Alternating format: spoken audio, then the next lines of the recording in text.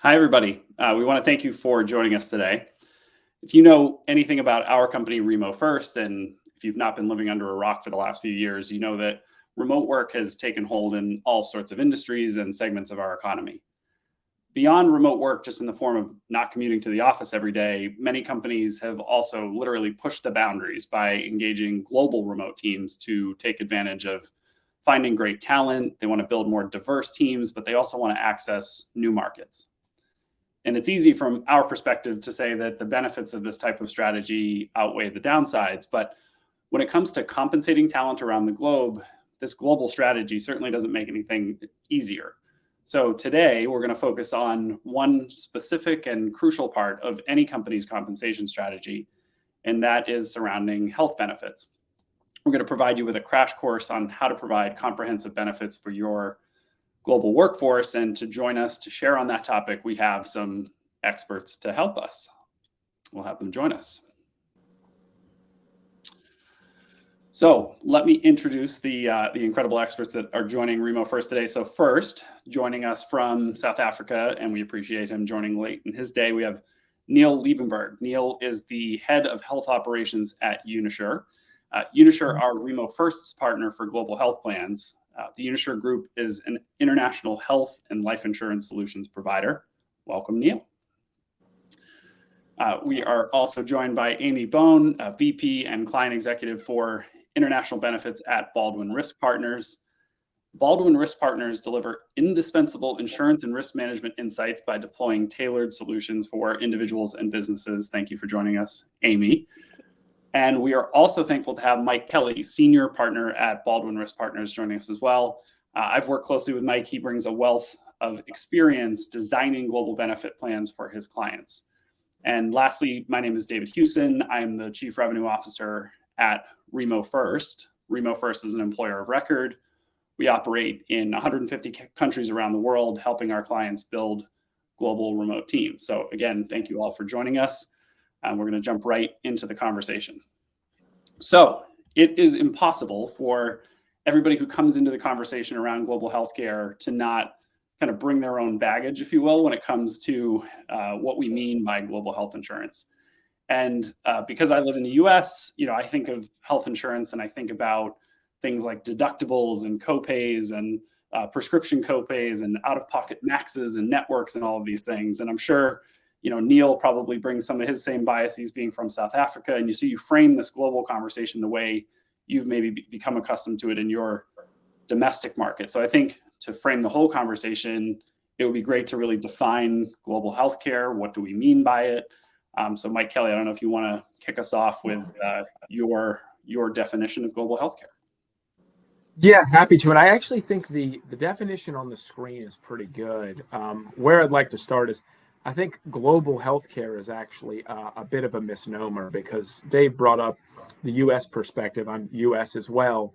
Historically, it has been seen that global healthcare means we can offer a one-size-fits-all approach for our global staff. And I don't think that ever actually worked well.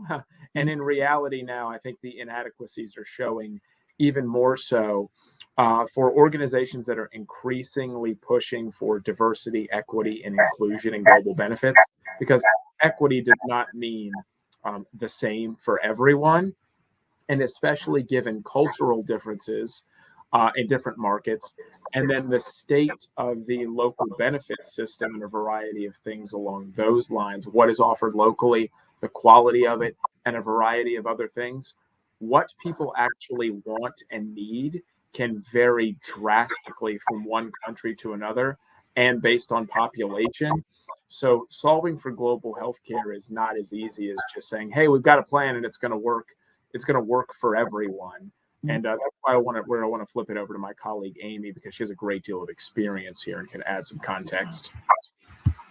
Sure. Thank you so much, Mike. I agree that the definition on the screen is very good, and I have to echo his sentiment here as well. Most of the time, most countries have a global healthcare system, and it's very good that everybody has the ability to access it, especially local national populations. But we typically end up seeing that there are some pain points with those, whether it's wait time in certain jurisdictions, or perhaps they don't get to choose the provider that they want to go to. And so oftentimes we do find supplemental health insurance offerings helping boost that equity and the accessibility to the healthcare that's most desired. So again, no one size fits all. Every country has their own healthcare system, or perhaps even lack thereof, depending on where you come from. And so the importance of focusing on this topic also can vary. But that's why we're all here to discuss. That's why we're all here to help support the initiatives that Remofirst has in providing an equitable, accessible healthcare solution for employees. Neil, do you have anything? Oh, Neil, do you have anything you'd like to add as well? Yeah, well, firstly, thank you for having me on this webinar. I think everyone's perspective in terms of health insurance, whether it's local or global, differs. And one of the major stumbling blocks and challenges that we face and still face is inequality in terms of benefits and the standardization of not only the benefits, but also the service offering. So it always depends on perspective, but from a global ELR perspective specifically, one of the last things that you want is inequality or inconsistency in terms of benefits and the support offering that the plans provide. So that's one of the reasons we're here today, and one of the reasons why we've also partnered with Remofirst to be able to correct some of those indiscretions, for lack of a better word. One thing I'd like to add too is we've talked about that it's not just as easy as offering a global plan. One thing that often happens is that the members, the individual participants, get lost in the shuffle with the offering, because we talk about the country, we talk about the healthcare offering, but it's also about the individual needs of those people who are choosing to participate in the plan that need to be reflected. By and large, medical is the most important, which is the reason for this offering. There are certain jurisdictions where medical is not all that important because the social system is so strong, and in reality, where pension is more important, or accident, critical illness, life, and things like that. So one thing for global employers where we can assist is it's not just about having a plan to slap on and that you can offer all of your employees in jurisdiction X. It's all about how can we help you solve the total compensation and the total rewards conversation so that those that are participating are satisfied, and to Amy's point, they feel like there's a plan that resonates with them specifically, and they feel valued, and they are just, that's actually the plan they want, and we're not just checking the global benefits offering box. Mike, that's a really great point. So I think, where you're going with that is, like, I think there's an assumption by a lot of employers that by leaning in and providing some type of supplemental care, that's always a good thing. And as you're saying, in some cases it may be unnecessary, and in other cases there actually could be downsides to providing supplemental care if people aren't careful. Can you maybe speak to whether it's country examples or cases where it would not only be not helpful, but actually would be a mistake to provide supplemental care? Yeah, and potentially. And so we can go into a great example. I'll start on the United Kingdom over here. The national health system, I mean, even most Americans, as ignorant as we can be, tend to know about that. And it's known as a very good and very reliable system. Now, in reality, if you ask our UK insurer and broker partners, it's bursting at the seams. Meaning for preventative care and a variety of things along those lines, it's really good. If there's anything serious, I mean, not life-threatening, but hey, you need a surgery somewhere down the road, you might have to wait months, if not years. So the UK is a fine example of a system where they have a strong socialized medicine system, but then potentially many people want to offer a top-up supplemental supplemental plan. And we say top up and supplemental, we're basically talking about this offering here that is not intended to be the primary mechanism, but is intended to supplement whatever else is in place. The UK is a fine example. And Amy, you could probably provide a bit more context about the other two examples that we have here, at least. Sure, absolutely. I agree. Everything that Mike just said is absolutely true. And in fact, what we tend to see are a lot of companies and firms that want to promote attraction or retention of their employees. You want to separate yourselves out and offer coverage that is attractive to your employees in a way that it makes more sense to them. So these supplemental offerings that allow you the freedom and the ability to access the surgeries that you need or the major components of medical that we might seek are really more accessible with a supplemental plan. And so let's talk about Australia. That's up here on the board. Their national health system is actually pretty good. It's quite strong. But one of the things, again, is sometimes the timeline of we want a surgery or we have something that we have to unfortunately wait for 6 months is actually offset by a unique challenge that companies have to face there, which is this 47% fringe benefit tax, which unfortunately would apply to any supplemental medical plan that is put into place. Given that it is so vastly expensive for anything additional to be offered, in addition to what's socially applicable there from a healthcare perspective, could be out of the question or out of the picture for some companies. And so it might not be as big of a focus or as big of a priority in a country like that. Another example that's actually not on the slide right here, but let's talk about Germany. Mike mentioned earlier that there are jurisdictions in which the social healthcare system is so strong that it's really not even relevant to provide a supplemental health plan for employees to feel that equity or that accessibility that they desire out of their healthcare. Germany has an exceptionally strong healthcare system. But where they lack the most would be the pension, the life, or the disability plans. So when it comes to doing any advising or really making sure that employees are seen, heard, and companies are attracting the folks that they want to attract, we just have to focus on the jurisdiction of what those offerings are. Then, in addition to that, earlier it was mentioned that it depends on the individual. Maybe perhaps what their assignments are, whether they are a citizen of the country in which they're being offered the healthcare solution, or perhaps they're an assignee, a long-term assignee like an expat. Brings us to our middle example here of Singapore. Sometimes the health insurance offerings are very, very good or very cost efficient and affordable for employees in that nation.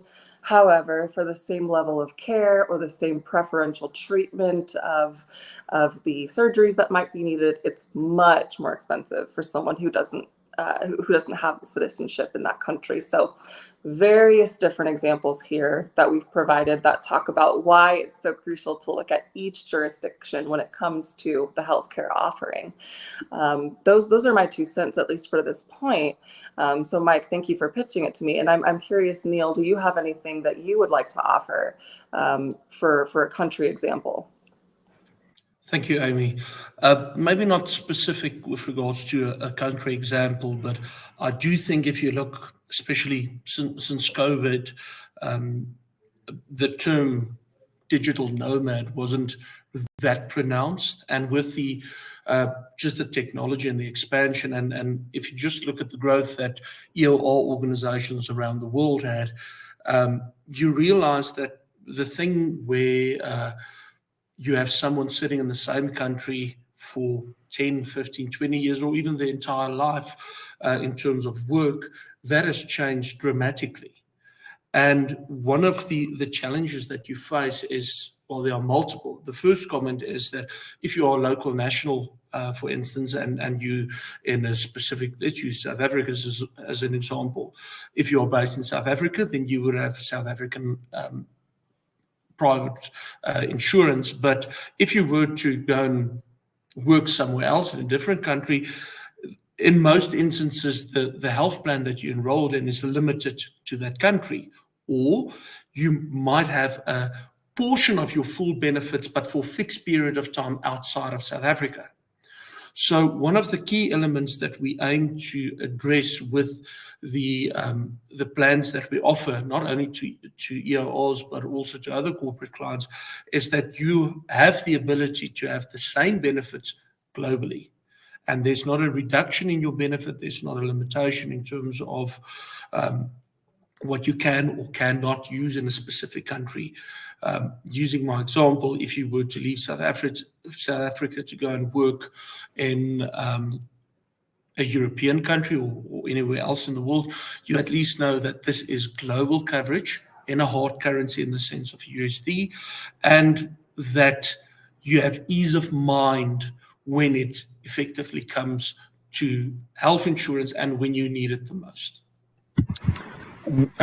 And Dave, I want to riff on what Neil is saying. Sure. So I'd like to make a distinction here, because Neil's example will work in a variety of different ways. If that person is assigned by an employer to work in a different country, covered. The bigger issue for many countries is, I'm Mike, I'm still working for BRP. I just decide I want to work for Mexico. I'm not even going to tell anybody either, because that's the kind of employee I am. With the plan that we're offering, with Remofirst, I'm still covered.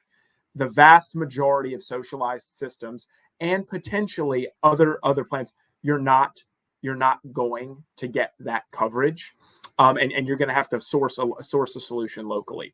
Now, secondarily, I want to answer Dave's question about when can this actually be a detriment. I think Amy started on it. Some employers choose to force employees to take, everybody's going to get it no matter if they want it or not. Well, for medical, if you're in Germany, and Amy, we've got the stats, I think only like 5% of employers or something like that offer a supplement in Germany. So you're basically wasting your dollars. This is very similar in the Nordic countries as well, that are very strong from a socialized medicine perspective. However, pension is a really big deal there. So the lack of sensitivity around what is the most important, or let's take it a step further, what will even be used. And if you're not mindful of that, you can waste an awful lot of premium dollars, and Neil will gladly take them for no claims whatsoever. The evil insurers will absolutely do that. However, you're probably allocating dollars towards your fringe benefits budget that could be better used for bonuses or a variety of things along those lines. So in terms of how it's done wrong currently, that's typically what we see. Yeah, and it's such an important point, because I think we have entered this sort of phase in our economy where employers do have to be much more sensitive to the bottom line and think about balancing, Amy's point about attraction and retention of talent with also just not breaking the bank. And so this is one area where you can strike that balance, invest, like you said, in the right areas, as opposed to just thinking, let's throw all the money we have at supplementing benefits. So that's great. And that does bring me to another point I wanted to clarify on is all of you have touched on the element of the individual employee being an important factor in all this. To what extent does the seniority of the employee, the role that they're going to play for the business, play into your decision around whether or not to provide this supplemental care? If you assume you've kind of checked the box on the geographical nuances that you've all mentioned, does this also play a role, do you think, in companies making that decision? I'll start there, then I'll flip it over to Neil. The very interesting thing, and this is a pitch for Remofirst, the product that we have in place is it's almost entirely modular, which means the most junior employee could buy something that meets their needs, and then the most senior, let's call it the CEO or whoever it is, could purchase something. Could purchase something that suits their needs. So I think it's important to have optionality, however, limited optionality, because if there are 4,000 different choices, one, they're not going to make a decision, or two, they're going to come back to you and ask them to make the decision for them, which absolutely no one wants. And I feel like this is something Unishore has done particularly well. And so Neil, you can expand a little bit, but Neil, we got to limit the insurance nerddom a little bit here, so I'm gonna have to pull you back. Mike has known me too long, and to touch on that point, not just from a seniority level, you also need to look at a employee level in terms of what their requirements are. For instance, you might have an employee that's not married, no children, very much like I am, but at the end of the day, that individual will not have the requirement for, let's say, what we call family matters, which is effectively maternity care. So you don't want to offer a range of products that don't just suit the needs or that only suits the needs of certain individuals or certain seniority levels. So the way that we positioned it with Remofirst is that you have limited options in the sense that, to touch on Mike's point, you don't have 4,000 different options, but you have 4 options that effectively gives you sufficient scope from hospitalization cover only, which we call the core benefit, or you can go for the full bells and whistles one that covers everything. So over and above the level of seniority and also considering the cost, you at least ensure that you have that personal touch from a perspective that the employee actually needs versus what the company can offer. Yeah, great point. So I think we've touched on the geographical nuances. We talked about actually digital nomads. I'm glad you guys brought that up because that certainly is a scenario that we're seeing play out fairly often across our client base.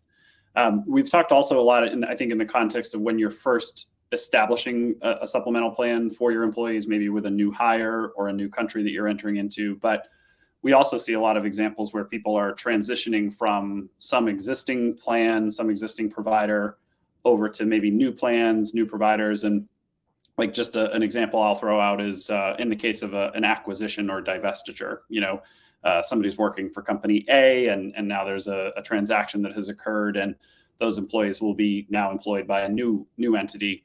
Mike, I know we've worked on a few of those cases together. How do you think about transitions in those cases, and what's the best way for a company to think about trying to ensure that their employees don't feel as though they've lost anything in that transition? Okay, this is a good question, David. I'll try not to go 4,000 miles deep on this one because I think most people on the call probably know that in the EU in particular, there's this nasty thing called TUPE that can, if you don't offer a like quality kind, et cetera, benefit, you can get into a lot of legal trouble. So yes, we can deal with that, but I'm going to set that aside for the intents and purposes of this conversation. I think it's about understanding what does the benefits package look like now, but then 2, and much more important, what is actually being used? Because as we said, you could offer a fantastic plan. If nobody's using it because the cultural context is missed, that's a really big deal. But then Dave, to your point, we want to make sure that the employees don't have the perception that they're losing something throughout the transition. So I think it's largely a fact-finding journey. I mean, yes, the side-by-side benefits comparisons are important, but at the end of the day, if we can minimize employee complaints, grumbling, et cetera, because, M&A can be particularly stressful, particularly for those individuals that are being acquired.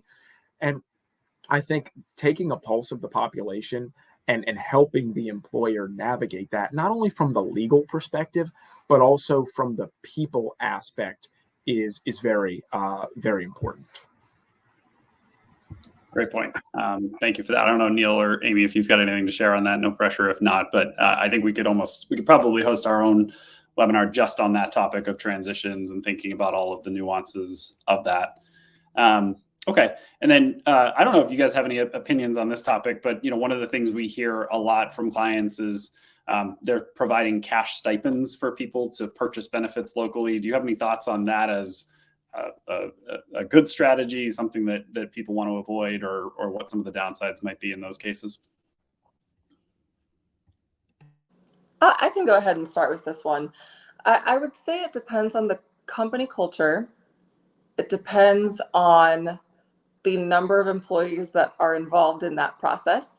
And it also does go back to that cultural implication. And perhaps even some of the countries that have a hierarchical structure in the way in which they provide benefits. And I'll give a perfect example.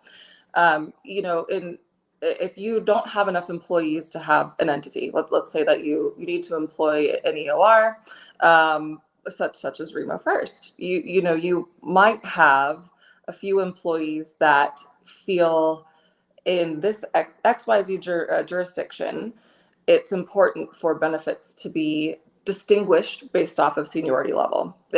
Sometimes within a company, though, you might have a cultural value that everyone, regardless of if you're the CEO down to an associate employee or anywhere in between, we all have the same benefits. So it does come down to company culture, but that could be perceived in some countries as a negative thing because it's very pertinent in that country to have a distinguishable benefit. So if it's not always available to employ or to engage a company such as Remofirst, the most suitable solution could be to provide a stipend for a C-suite executive, as an example, to go out and purchase coverage that they feel is necessary for their family, or that matches the level of benefit that they would need at a corporate level in that position. So it's definitely not a one-size-fits-all approach when it comes to stipends, but sometimes it can be more efficient from an administrative perspective as well for that company, but also it could make the most sense for the employee themselves. Mm-hmm. Definitely something worth questioning and asking a consultant about before jumping into just a stipend solution, but something that I have seen before. Yeah, I think you touched on something that was exactly what I was thinking about, is you might have individuals who are just in love with their current coverage, and it's something that they have engaged privately, with other employers. And so, you don't want the employee to feel like they have to lose that, right? That you can continue that type of benefit with the use of a cash stipend. I think the main thing, back to using the example of Australia, but in other places as well, you just need to think about the tax implications, because whatever the cost of that benefit is will be taxed, as a benefit. And so you want to take that into account. But Mike, do you have something to add there? I do, and I'm much more cynical, Dave, than you and Amy. The vast majority of the time when I've seen a stipend paid for health insurance, said stipend is pocketed and no health insurance is purchased. Because the only way you can track this is I have clients that do this, is they ask the employees to send them invoices every single month from payment of premium. This is an administrative nightmare.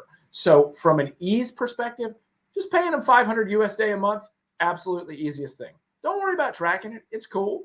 But then when you actually do go to put a global health plan in place, you will find that those that are pocketing the stipend will resist kicking and screaming, because you are reducing their income by whatever amount the stipend is per month.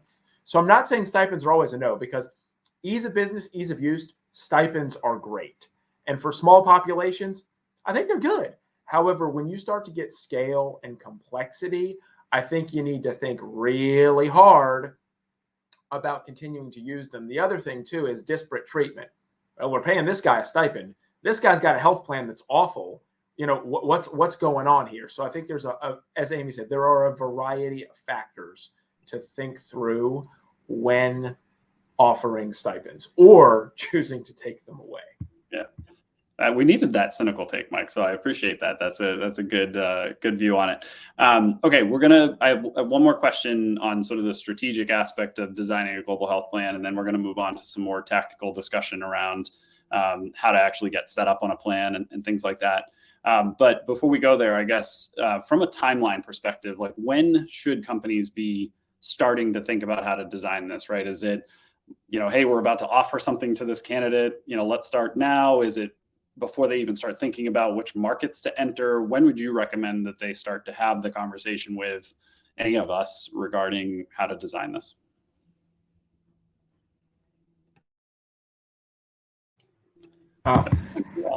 Hey, Amy, I think you're our resident expert here, so I'll flip that to you first.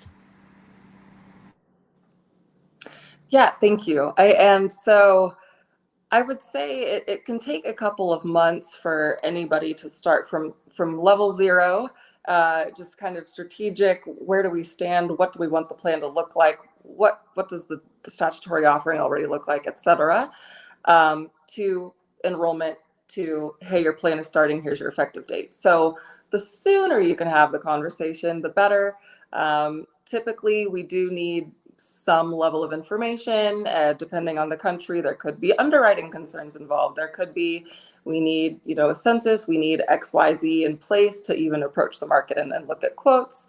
So the sooner you know that you're going to have employees in a country, reach out to your advisor, reach out to anybody that you're looking to help involve in that process, and have those questions available so that we can get moving on the healthcare perspective.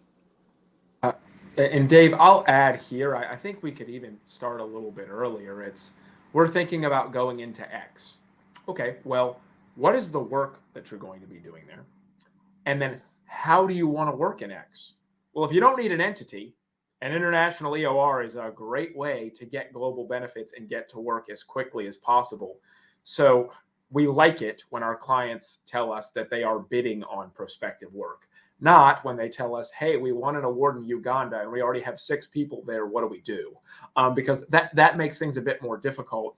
But I think it is much more, as Amy said, what is the benefits philosophy? But then what is the most efficient way to perform the work holistically?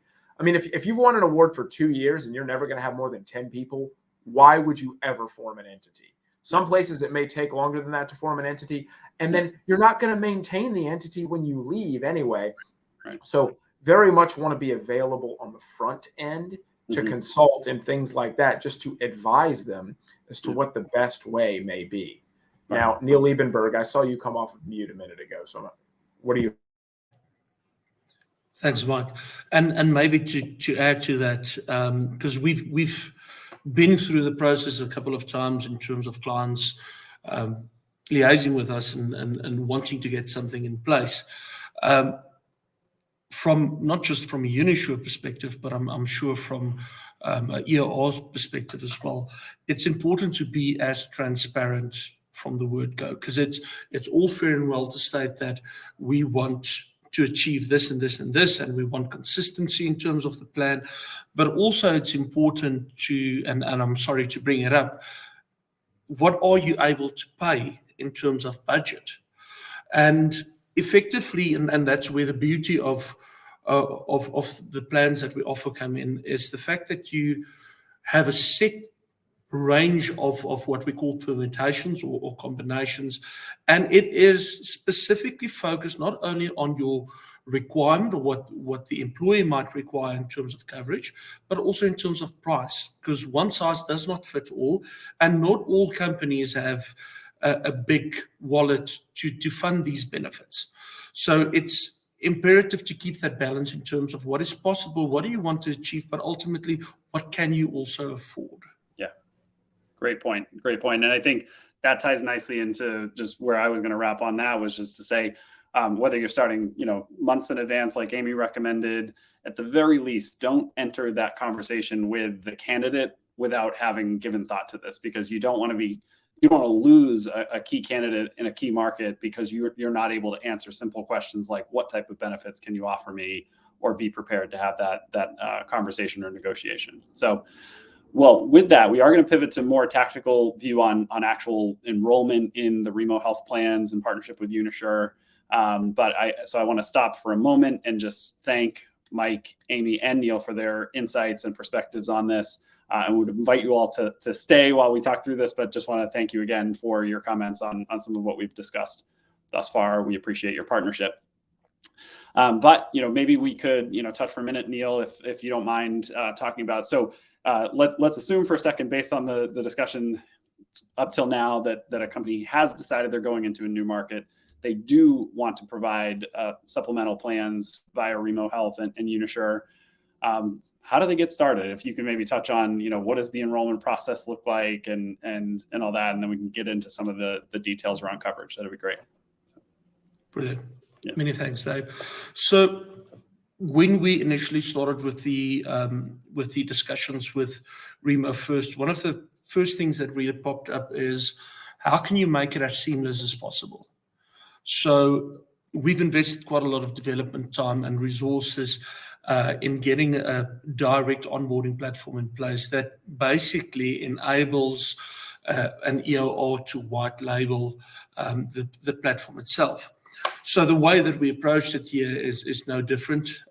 There's a direct link between the Remo platform and the Unisure platform that will effectively enable employees to complete their application form electronically. There's no requirement for a PDF application form to be completed. There's no requirement for a printed copy to be scanned and sent.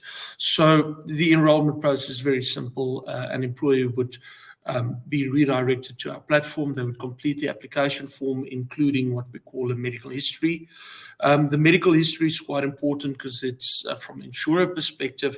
We need to make sure that we know exactly what ailments the employee might have, and then also in the event of a catastrophic event where there might be evacuation required, that we know exactly what the medical history is. From there, once the application is completed, the Unisure team will then complete and review the application form, and then within 3 business days, it's normally less than that, we would distribute what we call an electronic welcoming pack. We don't do paper, so as a result, the electronic welcoming pack contains everything from your electronic membership card to the actual policy documentation. And maybe just a side note, in terms of the policy documentation, one of our approaches in the plans that we offer at Unisure is that we do away with the very complicated insurance jargon. You don't need a PhD to read the membership information. And although health insurance is not the most exciting thing in the world, the policy documentation and the way that we present the info is, as Mike would put it, a fun way. Because we also realize that not everyone is an insurance expert, and we need to make the information as digestible as possible. I appreciate that. Thank you.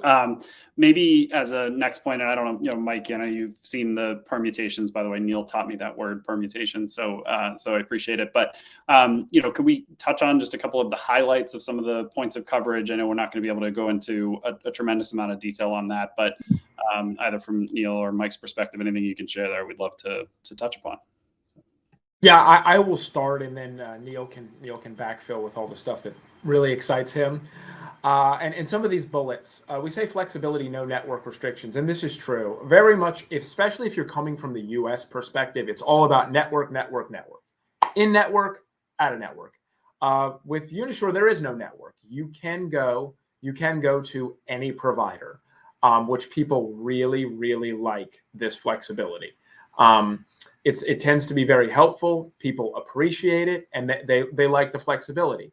Now, one potential challenge with that is that it is, we are, for outpatient claims, it is a reimbursement model. Now, many people, that's just fine. They will easily take that for being able to go to whatever physician they like. But if you, again, are used to the American lens of a cashless experience, that can be a bit of a pain point. Something else that's very exciting is the annual, and Neil, remind me, are we looking at a $5 million aggregate limit for each person? So yeah, go ahead, Neil. Sorry, what I wanted to mention, and that's one of the points of flexibility that I need to maybe just highlight, is that we do have a core plan that's predominantly focused on inpatient only, that's up to $1 million, but from the second to the fourth option, that would be standard plus and premium options, your overall annual limit is $5 million. So, let me sum what Neil just said there. Because benefits can be expensive, we've specifically designed the Remo Health offering to have a variety of different levels of coverage. So we basically got your bare bones, you get hit by a bus and you're in the hospital and you want health care, all the way up to, again, use some American jargon, the Cadillac plan that we have available. So there should be options that are available for anyone on any budget, and then especially those individuals, depending on where they are in their journey. If you're single, we've got offerings. If it's just you and your partner, we've got offerings. If you're expecting family members, there's offerings. So, and there is optical, there's dental, there's wellness care, particularly mental health support, and a variety of other offerings that I think most people will find to be very robust. Neil, what else would you add? Mike, I think there's an opportunity for you in Unisure with regards to how well you know the plans. But maybe just to add to that, the last thing that you want to be worried about is being admitted to hospital in a catastrophic event and thinking that you're not going to have sufficient benefits. And that's one of the main reasons why we have the very high overall annual limit. For the simple reason that why do you pay a lot of money and why do you invest into medical insurance if when you really need them, you're worried about the overall annual limit and whether you would have sufficient benefits available. And then just secondly, in terms of the flexibility, is that we realize that not all employees are the same, and as a result, their health requirements would not be the same. So you need to ensure that you offer them sufficient scope in terms of benefits, but also that they do still have the flexibility to decide in terms of, number one, what they need versus what they can afford. That's great. Thank you both for that perspective. And then I think, also important to note that the plans, depending on the selection that the customer makes, include simple things like, optical care for vision, certainly dental care, and something that I know is extremely important to a lot of employers these days, which is the topic around wellness, right? Health obviously goes into beyond just taking care of a broken hand, but, into more being able to see psychiatrists and other type of specialists. And so some of those coverages are available through the plans as well. And then back to the point on, the cashless versus reimbursement model. I think one of the things that Unisure, I know, was really important for us in partnering with Unisure is the speed with which they respond and actually reimburse people in the event that care takes place and that reimbursement needs to occur. So I think, that's all helpful to point out. Anything else that you guys would like to add in terms of either process or coverage that we can cover for the attendees? Maybe just the last comment from my perspective, specifically from operational side, is the fact that one of the reasons why we approach the integration, as I described a bit earlier, is for consistency. We don't want an employee in a specific country to be treated differently than an employee in a different country. So from our perspective, it's not only consistency in terms of benefits and the way that we present it, but it's also consistency in terms of the way that we service the members. So from that perspective, we ensure that you not only receive the best service, but that you receive consistent service. And maybe just in conclusion is that part and parcel of the products that we offer, it comes with a 24/7, 365 emergency assistance line. And one thing that we pride ourselves on is the fact that we really do the medical concierge, where we take care of you, where the last thing that you need to worry about is overall annual limits or how do I submit claims when I'm in hospital. You know that you have peace of mind that you have a global insurer that's there to assist you when you really need us the most. Thank you for that, Neil. So with that, I thought that was a perfect note to end on. We are going to wrap up the discussion. I want to say from Remofirst perspective, one of the things we believe in is freedom of work. That's the terminology that we use to describe this idea that any employer can hire any employee in any market around the world to build out an amazing global remote team. And as we've discussed today, health benefits are a key part of making sure that, one, you can attract that talent, that employee has an amazing employee experience once they are employed by our clients and by Remofirst. And so again, we're thrilled to be partnering with Unisure on this remote health offering. I can't thank Mike and Amy enough for their insights as experts in this global health space. Neil, thank you again for your partnership. So with that, I'm going to wrap up today's discussion. Thanks for those who joined us, and we hope everybody has a great rest of their day. Thank you for inviting us. Of course. Thank you very much. We appreciate it.